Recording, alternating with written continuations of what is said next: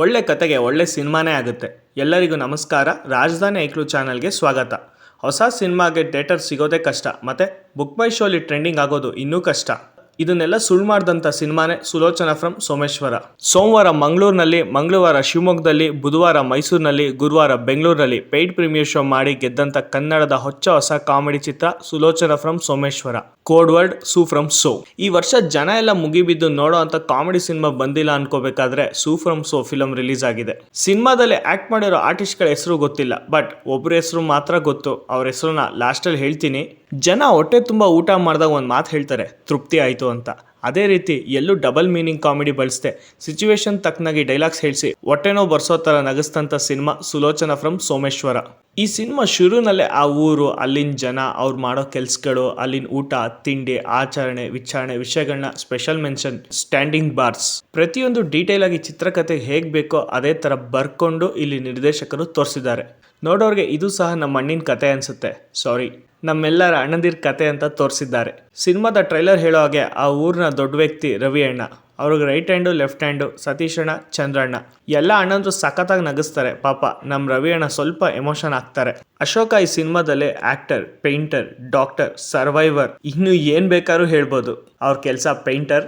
ಈ ರವಿ ಅಣ್ಣ ಇದ್ದಾರಲ್ಲ, ಅವರು ಬಿಲ್ಡಿಂಗ್ ಕಾಂಟ್ರಾಕ್ಟರ್. ಬಿಲ್ಡಿಂಗ್ ಎಲ್ಲ ಆದಮೇಲೆ ಪೇಂಟ್ ಮಾಡೋಕ್ಕೆ ಅಶೋಕನ್ ಕೊಡ್ತಾರೆ ಕೆಲಸನ. ಊರಲ್ಲಿ ಒಬ್ಬನ ಮದುವೆ, ಅವನಿಗೊಬ್ಬ ಭಾವ. ರವಿ ಅಣ್ಣ ಕಂಡ್ರೆ ರೆಸ್ಪೆಕ್ಟ್ ಕೊಡೋ ಜನರು. ಅಶೋಕನ್ಗೂ ಒಂದು ಲವ್ ಸ್ಟೋರಿ ಇದೆ, ಆದರೆ ಆ ಹುಡುಗಿ ಹತ್ರ ಮಾತಾಡೋ ಧೈರ್ಯ ಇಲ್ಲ. ಫಿಲಮಲ್ಲಿ ಮೇನ್ ಲೀಡ್ ಅಂದರೆ ರವಿ ಅಣ್ಣ ಮತ್ತು ಅಶೋಕ. ಮತ್ತು ಈ ಹುಡುಗಿನ ನೋಡಿದಾಗ ನಾನು ಹೀರೋಯಿನ್ ಅನ್ಕೊಂಡೆ. ಸಾರಿ ರೀ, ಒಂದು ಡೈಲಾಗು ಕೊಟ್ಟಿಲ್ವಲ್ಲ. ಸಿನಿಮಾದಲ್ಲಿ ಹೀರೋಯಿನ್ ಇದ್ದಾರೆ, ಯಾರು ಗೊತ್ತಾ? ಸಾರಿ, ನಾವು ರಿವೀಲ್ ಮಾಡಂಗಿಲ್ಲ, ಅದೇ ಎಮೋಷನ್ ಪಾಯಿಂಟ್. ಇರ್ಲಾರ್ದೆ ಇರುವೆ ಬಿಟ್ಕೋತಾರೆ ಅಂತಾರಲ್ಲ, ಆ ಥರ ನಮ್ಮ ಅಶೋಕ ಚಿಕ್ಕಿರುವೆ ಬಿಟ್ಕೋತಾನೆ. ಆ ಚಿಕ್ಕಿರುವೆಯಿಂದ ಅವ್ನಿಗೆ ಬರೋ ಸಮಸ್ಯೆ ಏನು ಅಂತ ತಿಳ್ಕೊಬೇಕು ಅಂದರೆ ಸಿನಿಮಾನ ನೀವು ನಿಮ್ಮ ನೆಚ್ಚಿನ ಚಿತ್ರಮಂದಿರಗಳಲ್ಲಿ ನೋಡಿ ನೀವೇ ಎಕ್ಸ್ಪೀರಿಯನ್ಸ್ ಮಾಡಬೇಕು. ಚಾನಲ್ಗೆ ಹೊಸದಾಗಿ ಬಂದಿರೋರಿದ್ರೆ ಸಬ್ಸ್ಕ್ರೈಬ್ ಆಗಿ. ಮತ್ತಷ್ಟು ಸಿನಿಮಾ ಮಾಹಿತಿಗಳಿಗಾಗಿ ಬೆಲ್ ಐಕಾನ್ನ ಪ್ರೆಸ್ ಮಾಡಿ. ಸಿಂಪಲ್ ಗುರುವೆ, ಟ್ರೈಲರಲ್ಲಿ ಹೇಳಿದಾಗೆ ಅಶೋಕನ್ ಮೈ ಮೇಲೆ ಸುಲೋಚನಾ ಅನ್ನೋ ದೆವ್ವ ಬರುತ್ತೆ. ಈ ಸುಲೋಚನಾ ಯಾರು? ಈ ಸೋಮೇಶ್ವರದಲ್ಲಿ ಸುಲೋಚನೆಗೆ ಗೊತ್ತಿರೋರು ಯಾರಾದರೂ ಇದ್ದಾರಾ? ಯಾರ ಮೈ ಮೇಲೂ ಬರ್ದಿರೋ ಸುಲೋಚನಾ ದೆವ್ವ ಅಶೋಕನ್ ಮೈ ಮೇಲೆ ಯಾಕೆ ಬರ್ತಾಳೆ? ಅವಳು ಬಂದ್ಮೇಲೆ ಅಶೋಕನ್ ಜೀವನ ಹೇಗಾಗುತ್ತೆ? ಊರವರೆಲ್ಲ ಅಶೋಕನ್ ಮೈ ಮೇಲೆ ಬಂದಿರೋ ದೆವ್ವನ ಬಿಡಿಸೋಕೆ ಅವರು ಏನೇನು ಮಾಡ್ತಾರೆ ಅನ್ನೋದೇ ಸಿನಿಮಾದ ಒನ್ ಲೈನ್. ಸರ್ಪ್ರೈಸಿಂಗ್ ವಿಷಯ ತುಂಬಾನೇ ಇದೆ, ಅದನ್ನ ನೀವು ಥಿಯೇಟ್ರಲ್ಲಿ ನೋಡಿದಾಗಲೇ ಮಜಾ ಬರುತ್ತೆ. ಸುಲೋಚನಾ ಫ್ರಮ್ ಸೋಮೇಶ್ವರ ಸಿನಿಮಾದಲ್ಲಿ ನಮ್ಮ ಶೆಟ್ರು ಗ್ಯಾಂಗಲ್ಲಿ ಆಕ್ಟ್ ಮಾಡಿದಂಥ ಕಲಾವಿದರ ದಂಡೆ ಇದೆ. ನನಗೆ ತುಂಬ ಇಷ್ಟ ಆದಂಥ ಪಾತ್ರ ರವಿ ಅಣ್ಣ. ಮತ್ತೆ ಒಂದು ಕ್ರೇಜಿಯೆಸ್ಟ್ ಕ್ಯಾರೆಕ್ಟರ್ ಇದೆ, ಅದೇ ಭಾವ. ಇವರು ಸ್ಕ್ರೀನ್ ಮೇಲೆ ಬಂದಾಗೆಲ್ಲ ವಿಜುವಲ್ ಹೊಡಿತಾರೆ, ಬಿಕಾಸ್ ಕ್ಯಾರೆಕ್ಟರೈಸೇಷನೇ ಆ ಥರ ಇದೆ. ನಮಗೆ ಪ್ರತಿಯೊಂದು ಕ್ಯಾರೆಕ್ಟರ್ನ ಕನೆಕ್ಟ್ ಮಾಡಿಸ್ತಾರೆ.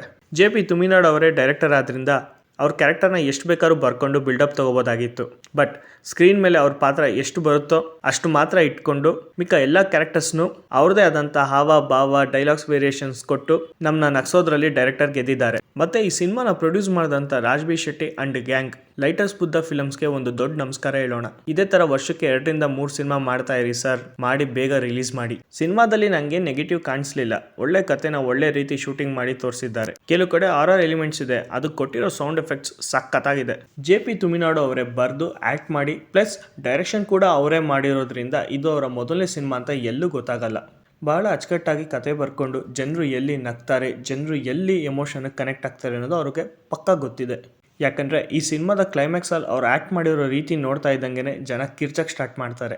ರವಿ ಅಣ್ಣನ ಕ್ಯಾರೆಕ್ಟರ್ ಸ್ಟಾರ್ಟ್ ಟು ಎಂಡ್ ಅವರ ಮುಗ್ಧತೆ ಮತ್ತು ಕಾಮಿಡಿ ಟೈಮಿಂಗ್ ಸೂಪರ್. ಮತ್ತು ಅವ್ರ ಗ್ಯಾಂಗಲ್ಲಿ ಆ್ಯಕ್ಟ್ ಮಾಡಿರೋ ಬಾಯ್ಸ್ ಅಲ್ಟಿಮೇಟ್ ಆಗಿ ಮಾಡಿದ್ದಾರೆ. ಸಿನಿಮಾದ ಮ್ಯೂಸಿಕ್ ವಿಚಾರಕ್ಕೆ ಬಂದರೆ ಬ್ಯಾಕ್ಗ್ರೌಂಡ್ ಸ್ಕೋರ್ ಮತ್ತು ಸಾಂಗ್ಸ್ ತುಂಬ ಫ್ರೆಶ್ ಆಗಿದೆ. ಪ್ರತಿಯೊಂದು ಸಾಂಗ್ಸ್ ಮತ್ತು ರೀ ರೆಕಾರ್ಡಿಂಗ್ ಮ್ಯೂಸಿಕ್ ಸಿಚುವೇಶನ್ ತಕ್ಕನಾಗೇ ಕೊಟ್ಟಿದ್ದಾರೆ. ಹೊರಡಕ್ಕಿಂತ ಮುಂಚೆ ಒಂದು ಮಾತು, ಸುಮ್ಮನೆ ಹೋಗಿ ಸಿನಿಮಾ ನೋಡಿ, ತುಂಬ ಖುಷಿ ಜೊತೆಗೆ ಆತ್ಮತೃಪ್ತಿಯಿಂದ ಹೊರಗೆ ಬರ್ತೀರಾ. ಮತ್ತು ಇನ್ನೊಂದು ವಿಷಯ, ಕನ್ನಡ ಸಿನಿಮಾಗಳನ್ನ ಚಿತ್ರಮಂದಿರದಲ್ಲಿ ನೋಡಿ, ಹರಸಿ, ಹಂಚಿ, ಬೆಳೆಸಿ. ಮತ್ತಷ್ಟು ಸಿನಿಮಾ ಮಾಹಿತಿಗಳಿಗಾಗಿ ನಮ್ಮ ಚಾನಲ್ನ ಸಬ್ಸ್ಕ್ರೈಬ್ ಮಾಡಿ. ಧನ್ಯವಾದಗಳು.